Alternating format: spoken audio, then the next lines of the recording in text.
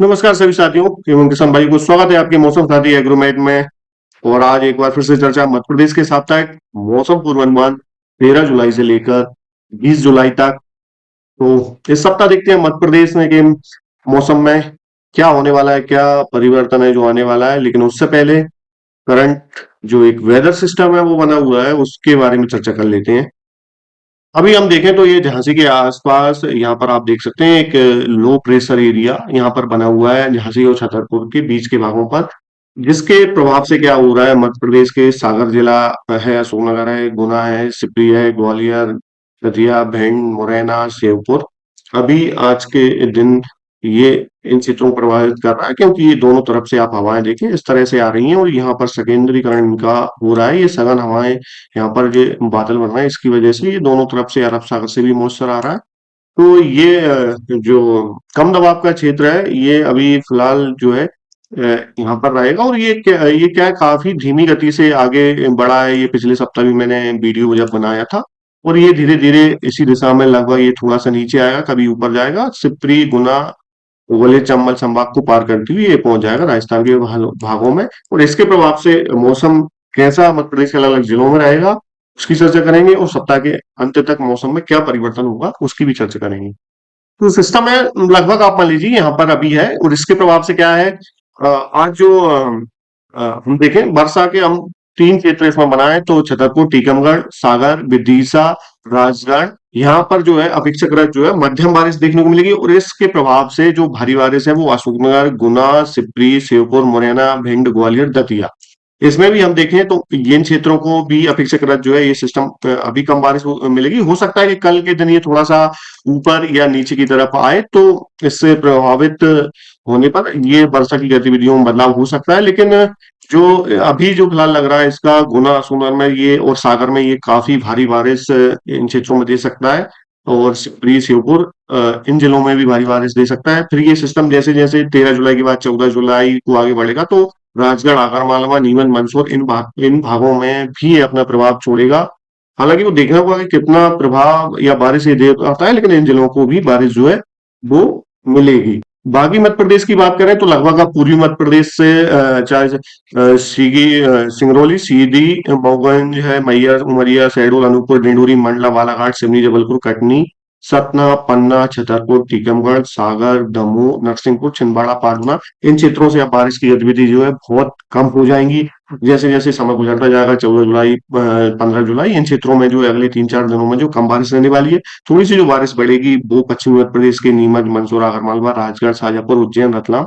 इंदौर, देवास, सीहोर, इन जिलों में थोड़ी सी जो है बारिश बढ़ने वाली है क्योंकि ये सिस्टम आगे की तरफ राजस्थान के भागों की तरफ निकलेगा तो यहाँ पर ये मॉइस्चर इस तरह से ये खींचता रहेगा तो इन जिलों को भी शैडो रेन जो है मिलती रहेगी। लेकिन जो बारिश की बहुत कम अब संभावना रह गई है वो है धार, देवास, हरदा, खंडवा, खरगोन, बड़वानी, बुरहानपुर, बैतूल, नर्मदापुरम, रायसेन, सीहोर, इन क्षेत्रों में जो है अपेक्षाकृत बहुत ही ना के बराबर बारिश देखने को मिलेगी। लेकिन आज कल और अगले 2-3 दिनों में हम देखें विदिशा, भोपाल, राजगढ़, गुना, अशोकनगर, सिपरी, श्योपुर, भिंड, मुरैना, ग्वालियर, दतिया, इन क्षेत्रों में अगले 3 दिनों तक अच्छी बारिश के संकेत। लेकिन पूरे मध्य प्रदेश की बात करें तो लगभग ये आप मान के चलिए ये 15 जुलाई के बाद जो है पूरे मध्य प्रदेश से जो है बारिश की गतियां हट जाएंगी क्योंकि ये सिस्टम इधर राजस्थान के भागों पर ये आगे की तरफ निकल चुका होगा।